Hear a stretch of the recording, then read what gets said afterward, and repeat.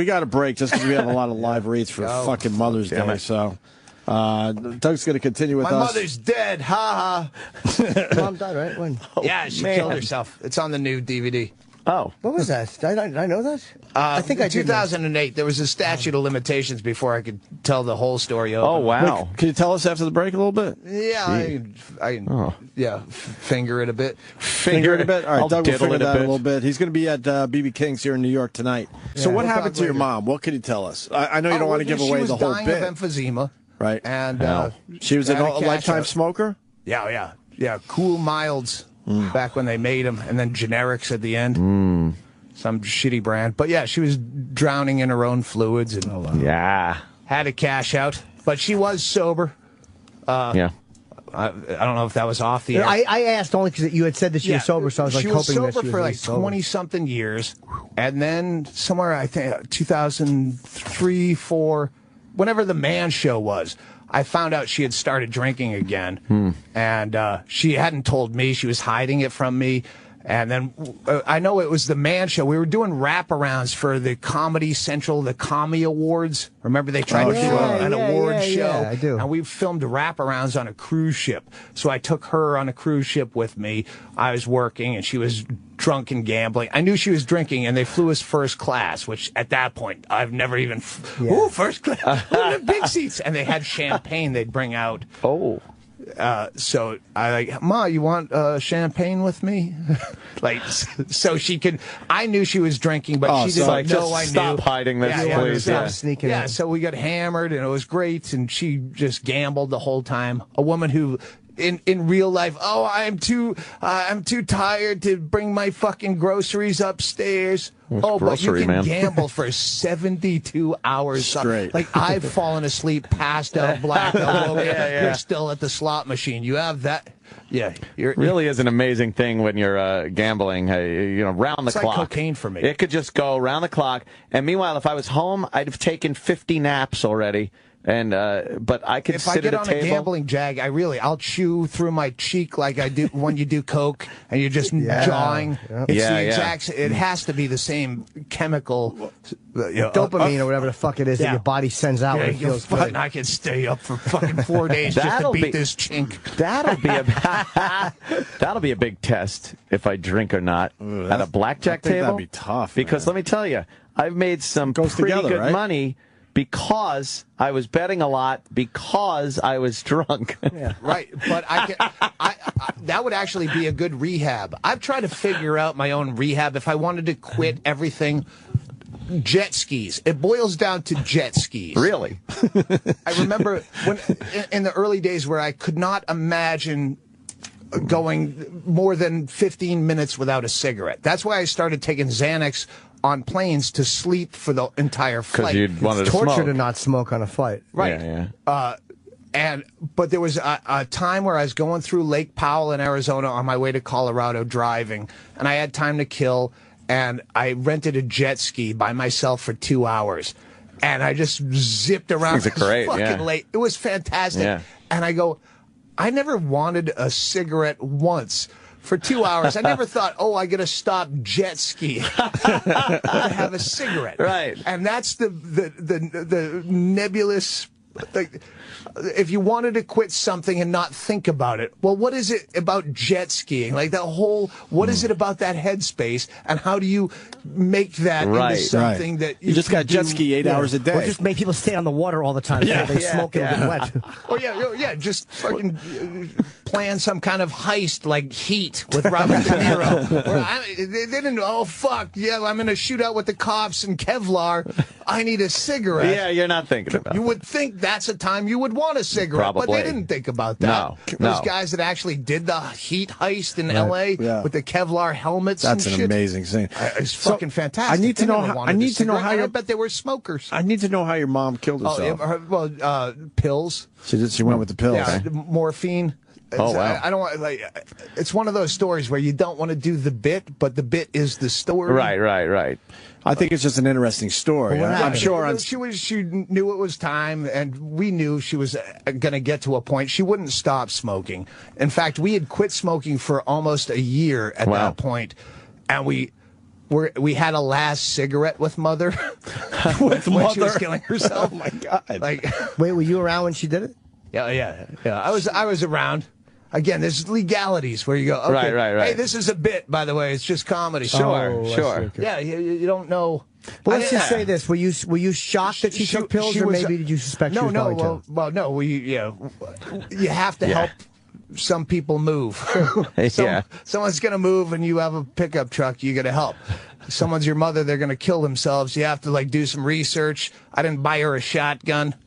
Yeah. You don't want to clean that I didn't up. assist the suicide so much as bar back it, because at that point, that's where we were.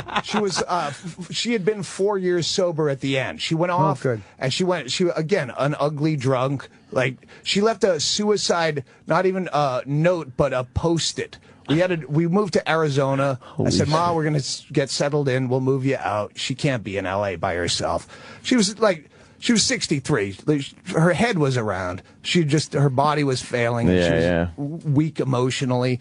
So she called up a month and a half after we moved to Arizona, warbly, drunk. I don't take it. I don't want to buy my burden.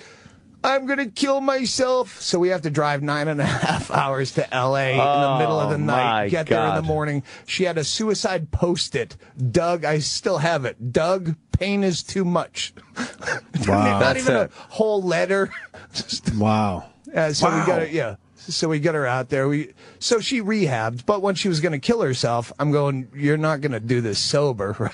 That's dumb. If you're ready to make this choice, I'll tie one on. That. She's fucking drowning alive. How did she tell you she was going to kill herself? Was it a phone call? No, it was. We know what's going to happen. She's either going to die or kill herself. Because she'd been life flighted to Tucson twice, where they put a suction thing into your lungs. Yeah. She was so addicted to painkillers at that point that when I went to see her, one time we had to fly back from Costa Rica. They go, your mom's been life flighted the first time, and I went to see her at TMC, and she's got the thing down in her lungs. She can't talk. There's a tube in her fucking mouth, and she writes down Vicodin. And I'm like, what am I going to put him in the tube? And she nods. Like, that's not really an option. Wow. Holy fuck. And she was not a stupid. You've met my mother. Yeah, she was lovely. Yeah, she was in Vail the first time you and I met. She's a fucking crazy truck driver mouth. Everyone thought she's adorable. Oh, your mother swears like a truck driver. It's adorable. I remember a fucking quote from her at Vail, and I think you were at the table. She always called you, he's like my son. I told him one time, yeah, Ma, it's like he doesn't remember you. That was fucking 15 years ago. Wow. James Inman, he's like my son. Yes, Mom. You and I shared a room, and you had all of your possessions. That's my most defining memory of Doug is Doug with all of his possessions on his bed. Like, he wouldn't put anything. I didn't have a home. I lived out of my car. So, yeah, you bring your shit in. It's just bring it in indoors. But not even in the drawers. Yeah, it was just all just on laid the out. bed. Yeah. Wow, that is a 95. That's a fascinating story with your mom. That's amazing. And then you guys were around that actual day, or? Yeah.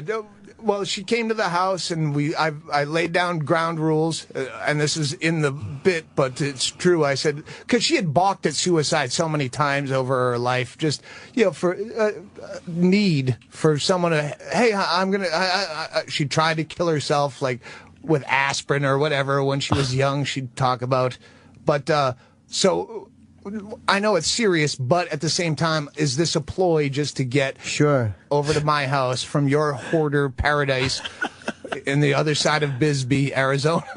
And so I said, if you're going to kill yourself for real, you can't do it Sunday or Monday because that's football. It's an actual conversation. If you can call your own time to leave this fucking world, you don't do it during someone else's party on purpose just to be a dick. Right. And you have to do it 2 weeks from now because that's when my manager is coming down and he has no sense of humor about, oh, your mother's going to kill yourself. So I gave her a time period. Otherwise, you go back to... And, she killed herself. It was Thursday she came in. She killed herself on the Saturday night. We watched Bad Santa together, favorite movie. And she choked down 90 morphine tablets, and the details are... Wow. Yeah, and we made up White Russians. So she's choking him down with White Russians. We had a party. We fucking roasted her. We made fun of her. We made it into a goof. It was the most beautiful death. Like, Ma, wait, they found a cure. It's one of the jokes, but it was an actual quote. And she's like giving us the finger, like laughing. Holy shit, I'm blown away. Between I was a bad mother and then just laughing. And it was, What did you think the minute that she shut down? Like when she finally closed her eyes and you knew it was done? Well, it's funny because we kind of shut down before she did completely. Oh, you passed out at a fucking 83-pound, 63-year-old woman fucking drank us under the table. where she was gone, but she was still breathing. And right. And then we start playing music, which she hated music, but she's not there. She's not bitching about it. She's too far gone. So we crank up some Counting Crows. Fuck you, I like them. You do like the Counting Crows, yes. Huh? And then we just like then who do you call? There's so many questions here. I don't know what you want to talk about. The saddest part is my mother at 63 had pushed so many. We called my brother while she was doing it so she could say goodbye. He knows it's going to happen. Well, okay, it's actually happening. She calls my brother, goodbye, and there was no one else to call. She pushed so many people out of her life by being such a miserablist that there was nobody. How are you 63 years old and you die? And there was no obituary or gravestone. We gave her body to science, whatever fucking institution has the program where you don't have, because I'm not fucking burying someone. It's dumb. Paxton, Massachusetts. Except for fucking Boston bomber. We have a plot for you. Plug. So wait. My plug. I plugged Doug Stanhope CelebrityDeathPool.com. Please, that's another whole story. Most fun I've ever had gambling. But that's Doug Stanhope's. Go find that. And wait. So now your mom's dead. So who you call the next day? Oh, to take care of the I don't know business, what you want to talk about. So shut me down anytime you want. No, these are like the story is so detailed that when I try to make it into a bit, it was just all right. Now it's 20 minutes of you talking about your dead mother. Get to the point. But that was one of the funny things. Bingo, she came to our house and they set up a hospital bed in hospice care, set up a hospital bed in the living room. So, and I had a friend that would change her catheter when because I'm not touching my mother's vagina. Right. I don't have. I gave birth to you. Well, I didn't ask you to. Yeah. You. I'll get someone to do it. Plus, who needs to fucking realize at that moment, like, wow, this is fantastic. 8.2% unemployment rate in Cochise County. I can find someone to fucking change a Foley bag. So when she's gone, but she's still like breathing. Oh, she's breathing, but she's gone. But she's breathing. And then we've been drinking White Russians with her, and we'd already taken Xanax before she decided it's time to go. And we're like, oh, fuck. Finally, we pass out, and a caretaker called the paramedics. A hospice patient has died. The paramedics came in and tried to take Bingo's body because she's passed out on the couch. We have an L-shaped couch. So I'm on one side of the L, she's on the other. Right. My mother's in a hospital bed, and they go directly to Bingo thinking she's a corpse. Holy shit. And I don't want to say her name, but the caretaker is like, it's her. And they were outside in sheer blushing embarrassment that they accidentally went for a living girl. Yes. Yeah. Wow. So, yeah.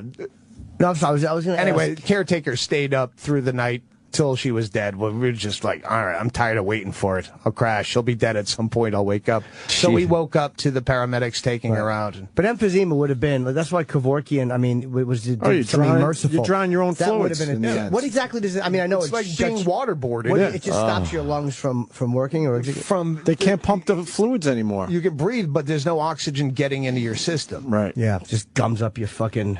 edema, right? I guess... I think it's officially edema. But it's an awful death. My dad was heading that way, and he ended up dying in a car accident. But he was heading toward drowning in his own fluids. That's what I'm hoping for, car accident. Because your heart's too weak to pump out everything. and you start getting swollen and all that shit. Yeah, it's horrible. Horrible way to go, man. I quit 10 years ago. I just had a moment of clarity on the radio show, and I went down the Comedy Cellar. We were still smoking back then, and Esty, who ran the cellar, I'm like, I'm gonna quit smoking, and she marched me to the fucking thing and got me the patch. And for some reason, I did it the way the patch suggested over 21 days, and it worked. Like, I just drank a lot of fucking water, and I put some weight on, but I'm fucking really You're really good at following directions. Sometimes, you know what? With some things I really am. With other things, I've been absolutely atrocious. The things I followed directions on, miraculously, they worked. And I stopped doing the things I did it my way. Well, I'm still spending, fucking $3,000 a week on fucking burgers. Oh, dude. No directions with them. Yeah, she was drowning in her own fluids and yeah, had to cash out. But she was sober. Yeah. I don't know if that was off the air. I asked only because you had said that she was sober, so I was like hoping that she was sober for like 20-something years, and then somewhere I think 2003, 4, whenever the Man Show was, I found out she had started drinking. We got a break just because we have a lot of live reads for fucking Mother's Day. So Doug's going to continue with us. My mother's dead. Ha ha. Mom died, right? When? Yeah, she killed herself. It's on the new DVD. Oh. What was that? Did I know that? I think I did. 2008, there was a statute of limitations before I could tell the whole story over. Oh, wow. Wait, can you tell us after the break a little bit? Yeah. They flew us first class, which at that point, I've never even... Ooh, first class. Ooh, big seats. And they had champagne they'd bring out. Oh. So I like, Ma, you want champagne with me? Like, so she could. I knew she was drinking, but she didn't like, know I knew. Stop hiding this, please. Stop sneaking in. So we got hammered, and it was great, and she just gambled. Finger it a bit. Finger it a bit? All right, Doug will figure that out a little bit. He's going to be at BB King's here in New York tonight. So what happened to your mom? What can you tell us? I know you don't want to give away the whole bit. She was dying of emphysema. Right. And she was a lifetime smoker? Yeah, Cool Milds back when they made them, and then generics at the end. Some shitty brand, but again. And she hadn't told me. She was hiding it from me. And then I know it was the Man Show. We were doing wraparounds for the Comedy Central, the Commie Awards. Remember they tried to do an award show? Yeah, I do. And we filmed wraparounds on a cruise ship. So I took her on a cruise ship with me. I was working, and she was drunk and gambling. I knew she was drinking. And